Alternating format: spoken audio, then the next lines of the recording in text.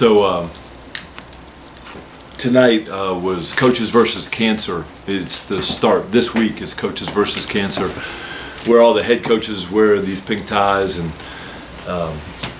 all of our coaches were wearing tennis shoes, and our players had yellow laces in their shoes. And it's something we talked about yesterday as a team, and we talked about it again today.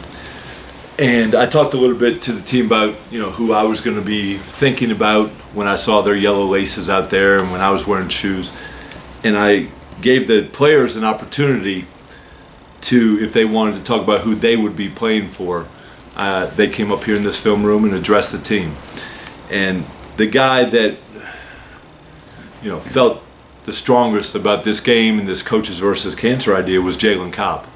And his mother is a breast cancer survivor, and he talked to his team in a great way about how he was going to be playing for her tonight. He played amazingly well, and not only did he have 22, everyone's going to look at this box score and know that Jalen played well, but defensively, Jalen was absolutely terrific. So just really proud of him and proud of our team to respond and get a gritty win. Coach, how impressive was it to see your team silence someone like Armel Potter? He keyed in on him before the game, and ultimately, until the final minute when he knocked out some free throws, held him silent. Yeah, so our defense won this game. I mean, there's no question about it. When you get into Atlantic 10 play, you have got to guard at a high level, and you've got to make it gritty and grimy, and that's what our players did. Part of that is guarding number 2 Potter, because he is a phenomenal attacking guard. He's really explosive. He's fast, very good dribbler. And the other thing we did, we guarded their 2 best shooters really well. They did end up, talking about Jack and Battle, they combined for 4 threes. At least one of those was at the very end. So to hold those guys to 4 threes is pretty impressive as well. Congratulations, Coach. Fordham's first victory in the Atlantic 10. Can you take us through the emotions of what it's like to get the monkey off? Well, yeah, it's not about the monkey at all. There is no monkey. The story that I began with, that's emotional. Just to see Jalen go out there and play so well with such meaning and with such purpose, that's really cool. And then also for our guys in the locker room, they deserve this feeling. They've worked their tails off, and we keep using the word improvement. Well, we improved tonight. Our communication improved, our defense improved, and that's what we need to continue to do. Coach, can you just take us through the final minute of regulation? Seems like the game's all wrapped up. Then some free throws. Battle finally makes his first 3-point shot of the game. But can you just talk about your team and the fact that they didn't fold? And a lot of people were saying it was kind of like flashbacks to the Manhattan game, where Manhattan just came in and just stole it there in the final seconds. What can you say about your team's resolve to not fold in that situation and to come in, make a couple of free throws, get the stops necessary, and get out their first 8? Yeah, so I think the 2 biggest free throws were by Onye. Onye went to the line and made 2 that extended the lead probably to 9. So that gave us a little more cushion, which we ended up needing. Our value for the ball at the end wasn't what it needs to be, and we've seen a lot of press this year too. So it's something, obviously we've got new guys out there, like guys that are new to our program this year, but also guys that are new to their role here in the last 2-3 weeks. We have to do better. I've already started to address it, exactly what we need to do better. But to see guys make enough, get enough rebounds. I thought Kyle Rose's rebound was terrific at the end. I thought Yvonne got a really tough rebound. So we did just enough. I will also throw a stat out here for you, Coach. Over the past 4 games, 71% of Fordham scoring has come from freshman or sophomore. Obviously, your sophomore trio of Cobb, Perry, and Aisi really spearheading this offense. What can you say about those guys stepping up, especially with the injuries to Chuba, to Antoine Portley, and to Erkin Ghazi, who just came back tonight? Yeah, so first of all, it was good to get Ghazi back in there. And he basically had not touched a basketball in 2 weeks. He hadn't done anything cardio-wise for about 2 weeks. He only practiced yesterday, so that's the way the concussion protocol works, is it literally just takes you out of the game in more ways than one. So it was good to have him back.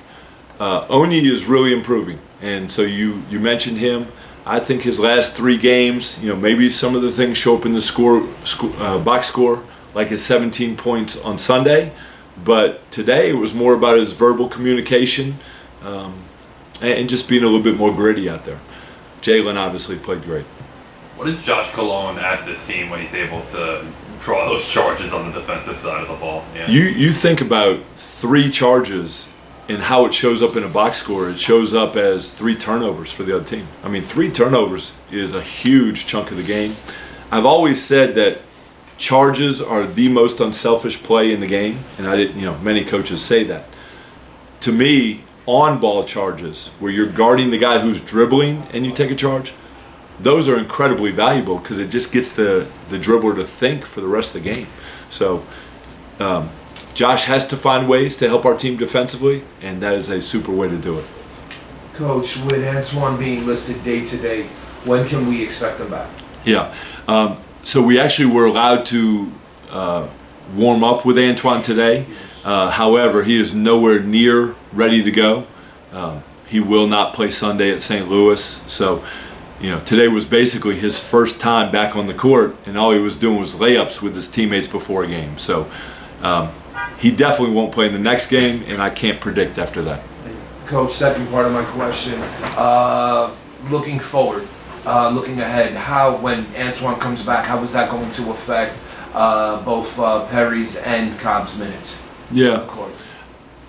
I don't know. Too early to look ahead, bud. Yeah, and it's a hypothetical, but I appreciate the question.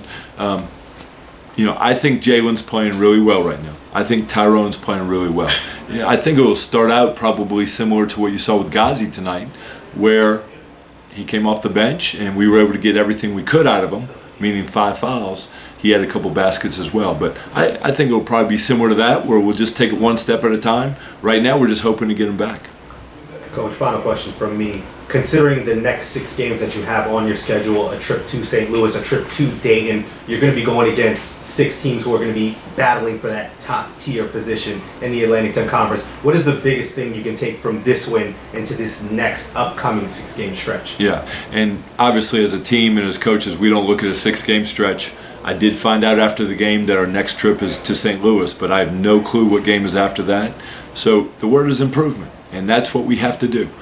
About 4 games ago, we really started to recreate our team. And what I mean by that is when Chuba went down for the season, it had to change how we played the game. And so I think we're getting better and better. Offensively, the ball's moving, even though today it was hard to move it against GW's aggression. But defensively, we're improving, our communication, all those things. And that's what we have to continue to do. And so our next target, we're looking forward to playing on Sunday, and we'll just go from there.